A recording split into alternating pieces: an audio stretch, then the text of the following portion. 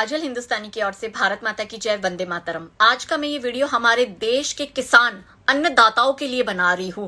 जो किसान बिल आया है 2020, जिसको लेकर विपक्ष साजिशें और षड्यंत्र रच रहा है और देश के किसानों को भड़का रहा है, तो मैं सत्य उनके सामने लाना चाहती हूं कि किसानों को ये बात समझनी होगी कि वर्तमान मंडी व्यवस्था बनी की बनी रहेगी। सभी मंडियां चालू रहेगी, कोई भी मंडी बंद नहीं हो रही है और न्यूनतम समर्थन मूल्य पर ही खरीदी चालू रहेगी और सरकार आपसे मंडी के थ्रू ही सारा न्यूनतम समर्थन मूल्य पर आपकी फसल खरीदेगी। बट सरकार इसके सिवाय आपको एक नया एडिशनल ऑप्शन दे रही है। आपके लिए पूरा भारत खोल दिया गया है, पूरे भारत का मार्केट खोल दिया गया है कि आप अपने राज्य के बाहर भी किसी और राज्य में अपनी उपज बेच सकते हो आपके तय किए गए भाव पर।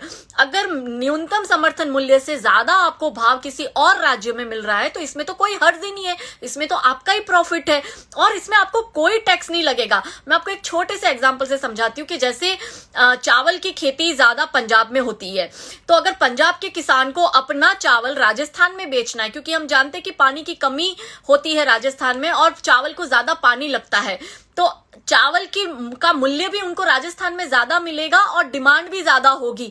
तो पंजाब का जो किसान है वो राजस्थान में अपना माल बेच सकता है डायरेक्ट किसी बड़े एक्सपोर्टर को या किसी बड़े व्यापारी को और अपने तय किए भाव पर वो बेच सकता है और इसमें कोई टैक्स नहीं लगेगा। तो बताओ इसमें आपका फायदा है कि नुकसान है? जो पुराना है वो तो चालू ही है, लेकिन जो लोग आपको भड़का रहे हैं मैं उनको बता दूं, आप समझिए कि ये कौन भाव तय करता है। अगर कोई चीज 10 रुपए में तय की है और उसको मार्केट में 100 में बेचा जा रहा है, तो क्या आपके दिल में कभी ये प्रश्न नहीं आता कि हमने तो 10 में बेची, उसी 10 की चीज को 100 में बेच रहे हैं?